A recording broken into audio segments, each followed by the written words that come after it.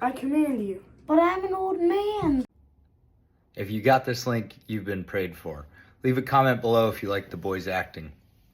All right, we're going to talk about three things tonight. The first one, Paul and Philemon. The second, Moses and Aaron. And the third, Jesus and the cross. All right, so number one, Paul is in verse 9. He's calling himself an old man. That's our next word for the day.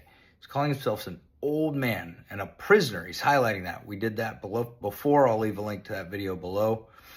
He's contrasting that from the command authority he has in verse 8.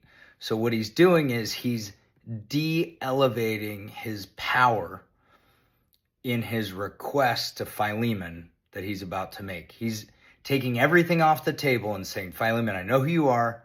Make the right call. Hold on a sec. We're going to get to Moses and Aaron in a second. Hey, Dad. What? Tell him.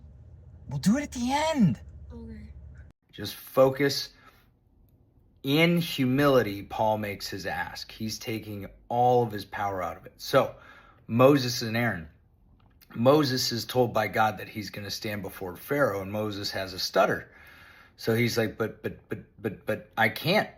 And God's like, well, I was going to fix your stutter, but since you want to be stubborn about it, I'll just have Aaron speak on your behalf. So don't forget that when we're called to do something, it's important we trust God, because if we take our concerns, we should take our concerns to him, but sometimes just execute and see what he fixes on the way. He's going to make it work anyways, like giving Moses Aaron.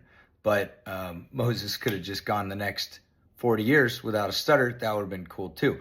So the third one, Jesus and the cross. Jesus had every capability, every right, every authority necessary to come down and fix the problem of sin that we have all gotten ourselves entangled in. But he didn't do that. Instead, he was born in a manger. He lived a perfect life. He died on a cross between two criminals, and then he rose again so that you and I can live with him.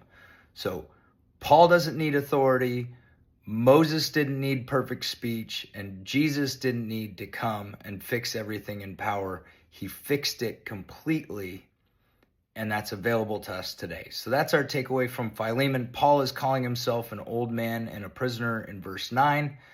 In the same way, when you walk into a situation, walk into it with humility, not authority, and trust that God's got this. What am I forgetting?